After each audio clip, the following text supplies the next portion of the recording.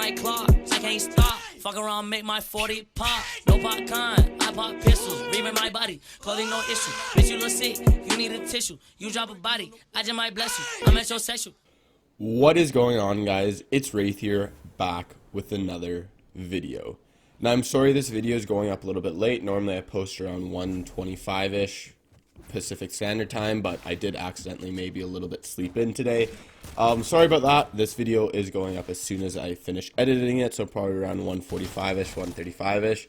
And then for all those of you who like enjoying my streams and come and play Storm Wars or come ask me questions, whatever, I appreciate all you guys, and I'll be streaming again starting around 1:50-ish. Sorry for the late stream today. And for those of you who haven't checked it out, definitely come check it out.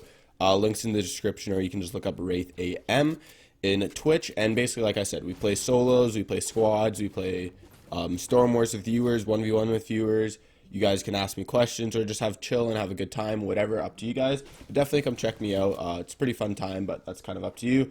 But basically in today's video, we're going to be looking over when to take a fight. So now this video is going to be basically towards if you're trying to win in a pub or you want to play more smart in arena and know when to take a fight early game, mid game, and end game, because it's very, very important to know when you need to take a fight and when you don't need to take a fight.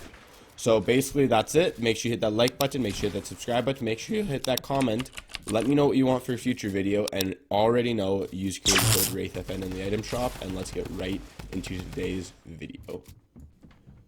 So for early game, it's very, very, very, very, and I'm going to say it again for you guys, very important to know when to take a fight. It's probably the most important thing you can know early game. And because basically if you're dying right off the start and you're in a, let's say, a World Cup qualifier, well, you're missing out on so many points because you only have 10 games, right? So if you're dying off spawn 3 of those games, there's a very high chance you're not going to finish as high as you wanted. So it's very, very important to know when to take a fight early game. So basically, I've talked about this before, but my sweet special of knowing when to take a fight is I need 200 mats minimum. And I'm saying minimum. I want more than 200 mats. You need to have a shotgun, preferably a combat or a pump.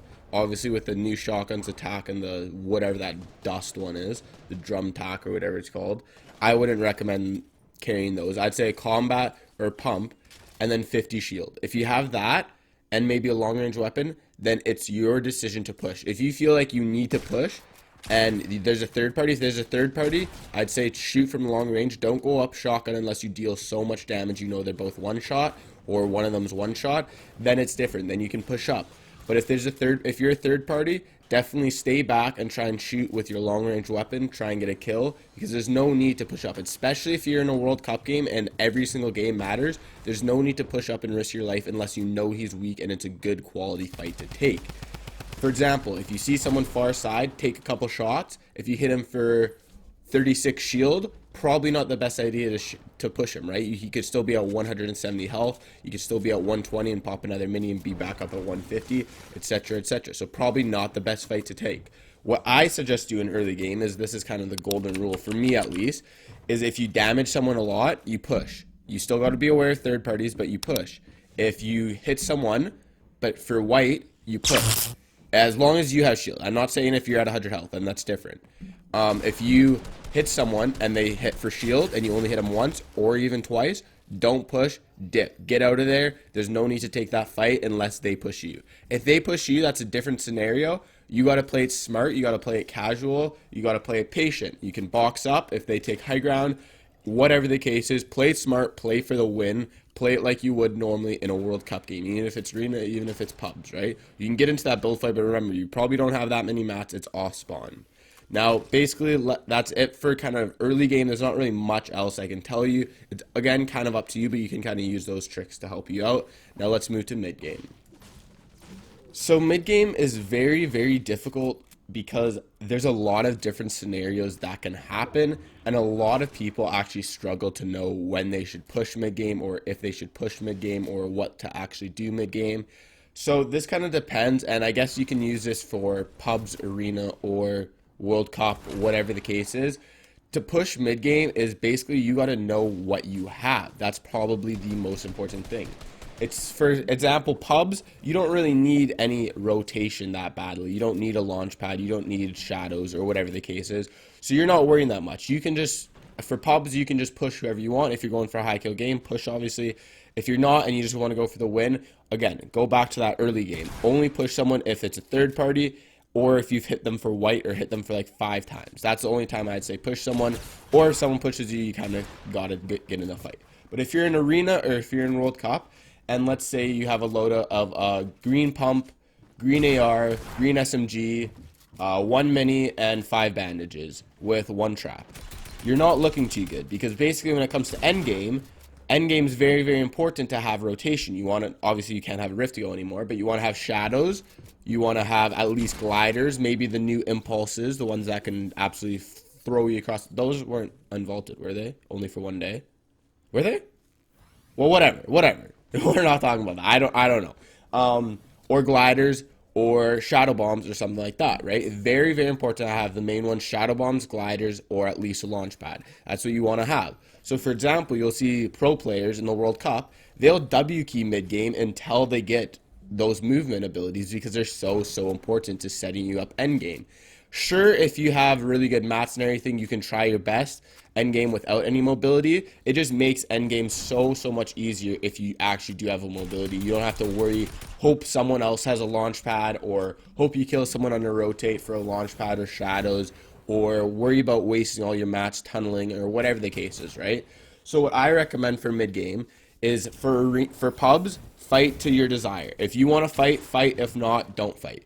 For arena or World Cup, I'd say fight 1 or 2 teams. Again, try your best to only fight kids that you know is a third party, or you know you've hit a couple. If you haven't hit him and he might be 200 and you're just W keying a box, ballsy play. I don't recommend it, but if you really feel like you can take him, then you can probably do it. But mid game is very, very important to finding that mobility that can set you up for the win end game. And it's very, very important to remember when you push that, again, try and go back to that golden rule where you either hit him for white, you hit him a couple times for shield, and you're at 200, or it's a third party and you can third party with your AR, your sniper, or whatever the case is, right? Again, it's probably really, really ballsy pushing a box fight. People like Dubs and Megan and stuff, they can do it because they have 0 ping, and if you have very low ping, it improves your odds of winning that box fight quite a bit. So that's a little bit different, but again, that's all up to you. You kind of got to make the final decision, but let's move into endgame. So a lot of people really, really struggle in endgame knowing when the best time to fight someone is, or if they should worry about rotation, or when they should tunnel, or when they should launch pad, etc, etc, etc. And same thing kind of goes for pubs. Depends how many kills you want, depends what kind of, if you're just going for the win, you can decide if you want to W key people, you can just box up, whatever the case is, third party, whatever, your decision, right? But basically when it comes to arena and World Cup, it's a little bit different. So key things to keep in mind is, the biggest thing probably is holding. That's your whole goal when you're fighting endgame, is you want to hold as many people as possible. So basically what that means is, if you can, you want to be the first person to rotate. Now, if you have a launch pad and there's 20 people, probably not the best idea to try and rotate first, because you're going to get beamed out of the sky. For launch pads and shadow nades, I'd recommend waiting until you're probably one of the last people. But for example, if you're one of the last people and you're on the edge of zone, the nice thing about having a launch pad or shadow nades is you can hold people until you use that. So until the storm is absolutely touching your back, you can edit and you can shoot people trying to rotate without launch pads or shadow nades. That's kind of the whole premises of hold people, is because they're pushed out of the zone because of storm. You can hold them and force them to either take storm damage, you get free shots because they're so worried about storm that they're frantically building, you can get easy shots off, etc, etc. Or if you can, the biggest thing is try and rotate early to the next zone if possible. And once you get to the next zone, or if you shadow and get to the next zone and there's still like 20 seconds before the zone closes in on you, again, edit a window and shoot at all those kids coming in. Now, obviously, there's times where you're forced to take a fight when you're tunneling or whatever the case is. And I'd say focus on tunneling more so than killing if you can. and then box up, and then once you get safe, or you're like, you have a couple seconds to chill, you can maybe edit a wall, see if anyone's rotated again, whatever the case is, right? Unless you have 0 health or 0 mats or whatever, I wouldn't recommend just W keying kids straight up, unless that's kind of your playstyle, then that's a little bit different. But yeah, hopefully these tips helped you guys out for knowing when to take fights. If they did, make sure you smash that like button, make sure that subscribe button, comment when you want to see for a future video, make sure you check out my stream. I will be streaming in the next 10-15 minutes. And you already know, use creator code WraithFN in the item shop, and I'll see you guys all in the next video. Peace.